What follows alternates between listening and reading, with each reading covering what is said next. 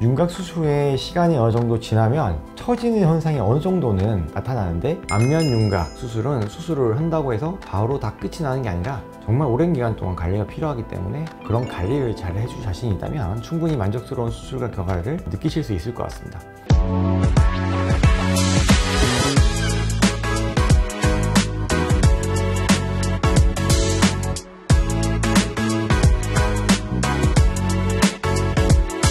안녕하세요. 윤호성형외과 성형외과 전문의 김신영입니다. 안면윤곽과 관련하여 가장 많이 듣는 질문 중 하나가 바로 안면윤곽 수술 후에 살 처짐과 관련된 것인데요. 윤곽 수술 후에 시간이 어느 정도 지나면 처지는 현상이 어느 정도는 나타나는데, 이게 정말로 많은 처짐을 만들어서 문제가 생기는 건지 많은 분들이 궁금해 하십니다. 결론적으로 간단히 말씀드리면, 처짐이 생기는 거는 어쩔 수 없지만 걱정할 정도는 아니다 라고 말씀을 드릴 수 있어요. 먼저 윤곽 수술 후 살처짐이 나타나는 이유에 대해서 말씀드릴게요.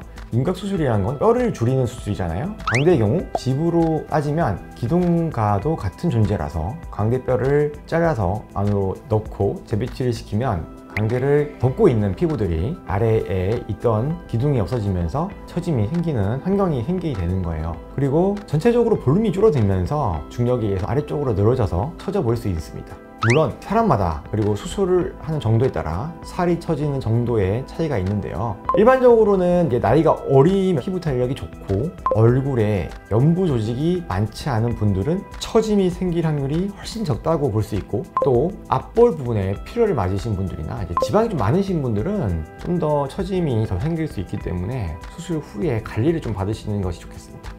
그리고 의료진들도 처짐을 예방하기 위해서 많은 노력을 하고 있는데요. 뼈를 자를 때 자르는 각도를 조절해서 뼈를 상방 이동한다든지, 이 유지인대들이 최대한 분리되지 않도록 박리를 최소화한다든지, 뼈막을 위쪽으로 당겨 올리는 방법을 해서 처짐을 최소화하는 수술을 하고 있습니다.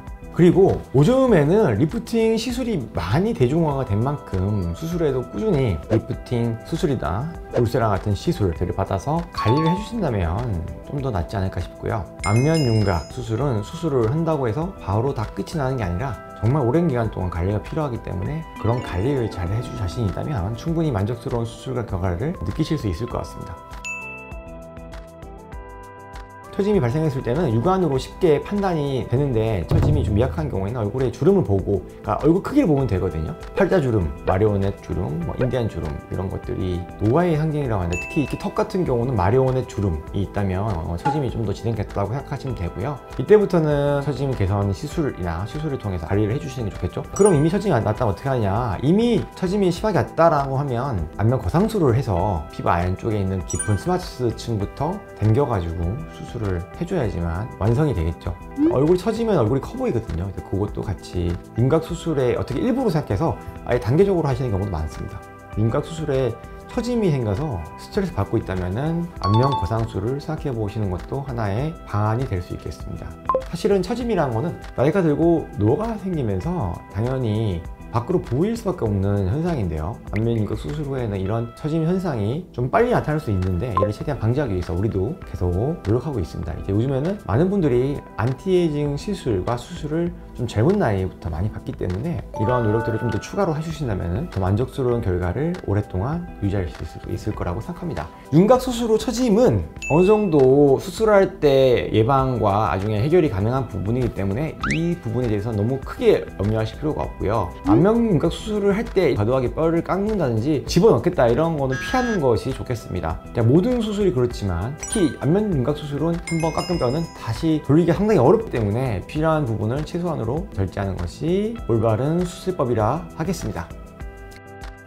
오늘은 이렇게 안면 윤곽 수술 후에 생기는 살 처짐에 대한 이야기를 해보았는데요. 오늘 준비한 영상은 여기까지고요. 영상이 도움이 되셨다면 좋아요, 구독하기, 알람 설정 한 번씩 부탁드리겠습니다. 그럼 저는 이만 여기서 인사드리도록 할게요. 지금까지 윤호성형외과의 김신영 원장이었습니다. 감사합니다.